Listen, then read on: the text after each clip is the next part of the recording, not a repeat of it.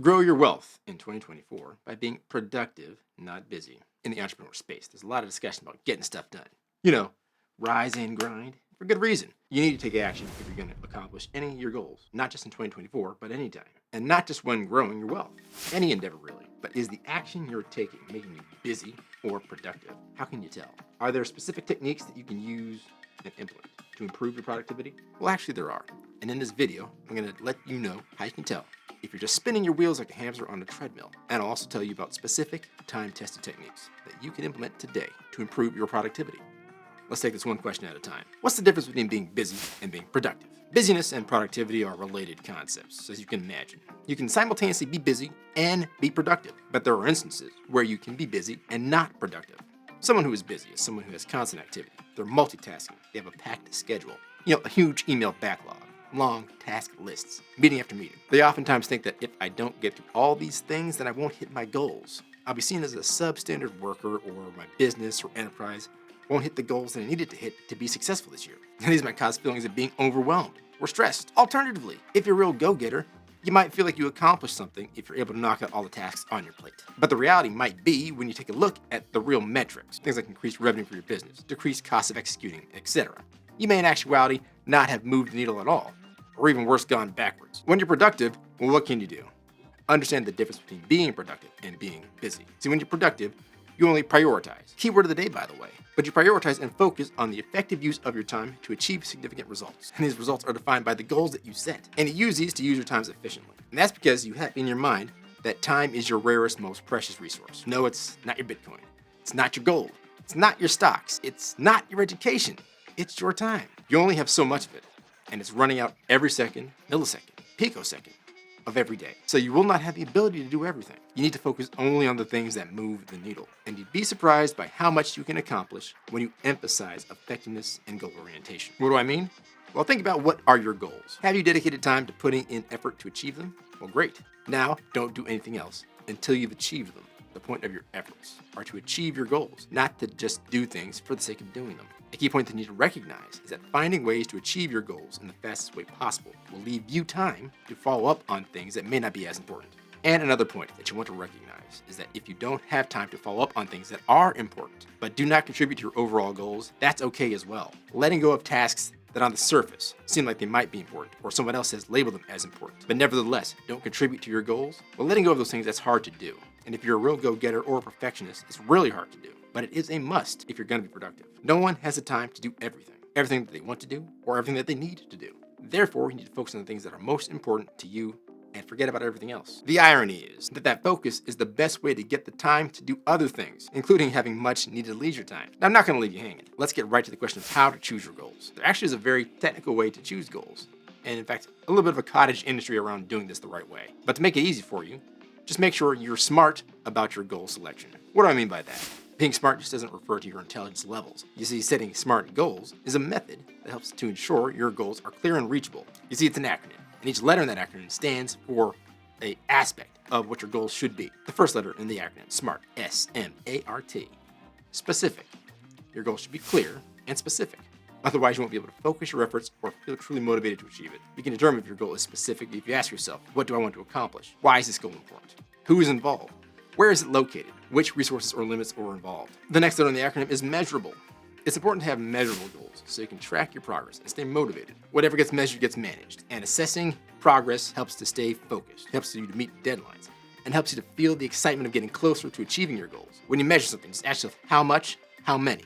How will I know when it's accomplished? The next letter in the acronym, achievable. Your goal also needs to be realistic and attainable for you to be successful. In other words, it should stretch your abilities as much as possible. Nevertheless, remain possible. Now, I'm an advocate for thinking as big as you can. So there's a balance to be struck here. And oftentimes the balance is found between being honest about yourselves and your abilities. But an achievable goal can usually be found by asking, how can I accomplish this goal? And how realistic is this goal based on other constraints such as financial factors? Let's think about an example for a second. If you said to yourself, I want to have a $1 billion net worth in my lifetime, what you're doing there is you're setting a specific and achievable goal that you can achieve in a time frame.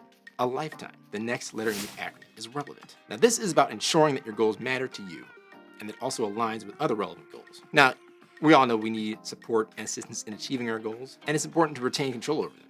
Ask yourself, does this goal seem worthwhile? Is it the right time to start working on this? Does this match my efforts and needs?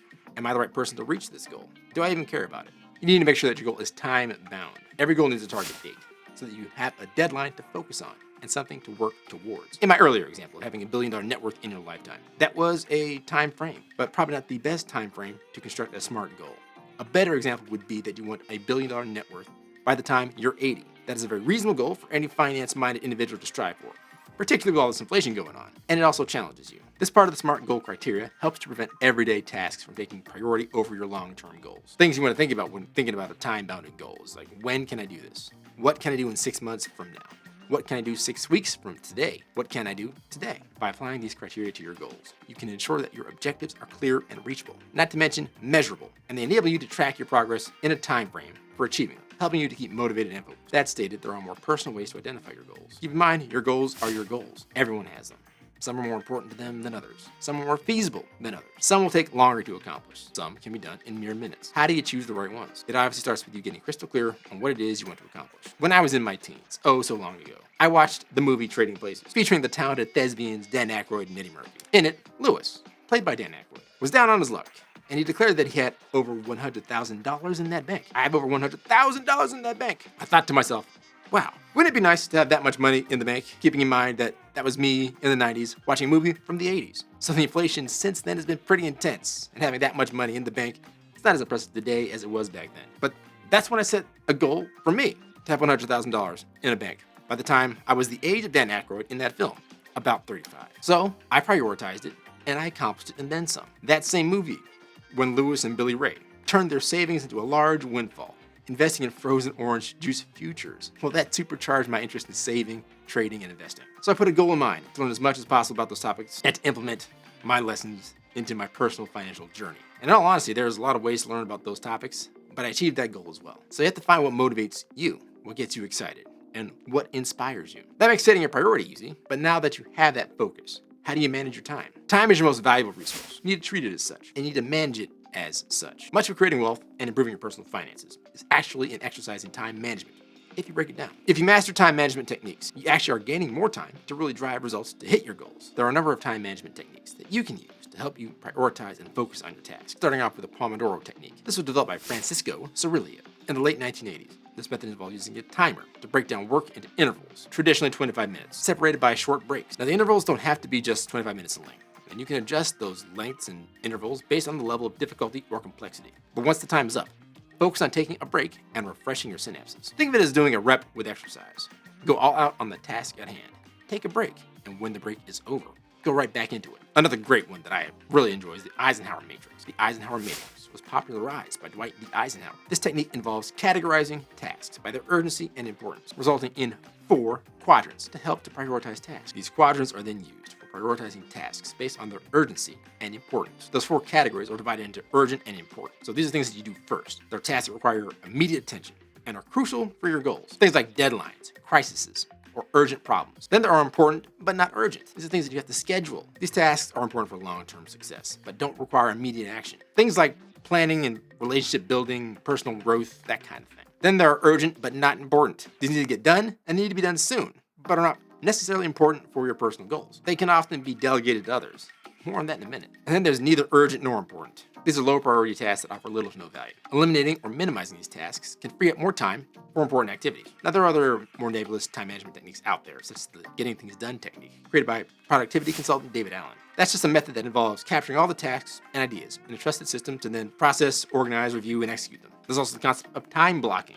This method involves allocating specific blocks of time for certain tasks or responsibilities, creating a scheduled structure. This was created by Cal Newport, a computer science professor. He's a prominent advocate of this technique. And of course, you've heard of the 80-20 rule, or the Pareto principle. This principle, named after economist Vilfredo Pareto, posits that roughly 80% of effects come from 20% of causes. In time management, it's used to focus on tasks that yield the most significant results. Then there's the Kanban method. This originated from the Japanese manufacturing sector, namely Toyota. And Kanban uses cards to represent work items and a board to track progress through stages of a process. Kanban is popular in certain circles for software development. That's where I do most of my work, and I'm pretty familiar with it. And I can tell you it definitely helps to focus your time on the tasks that are the most important to you. And once you have your time blocked to the tasks that matter to accomplish your goal, you then need to find a way to do even more with the time you freed up Let's talk about delegation. To be the most productive, you need to automate repetitive tasks. And those tasks that you can't automate, you should think about delegating to someone who can help you. Now, that's obviously within your budget and within your resources, but this could apply to just about anything. You could delegate the tasks of getting your groceries to your local grocery delivery app. Now, yeah, it's more expensive than going to the grocery market yourself, meticulously going over the quality of the fruit you're gonna buy. Is this mango ripe or not ripe enough? But it frees up your time to focus on the ways to automate other tasks in your life. You should now have all the tools you need to shift from being just busy to being productive. Be sure to like this video if you got any value out of it, and to subscribe and hit the post notification bell. And also share with anyone who needs better time management techniques and who needs to be more productive and not just busy. And remember that a goal without a plan is a wish, and a goal with a plan and no action is a wish list. I'll catch you in the next video. Peace.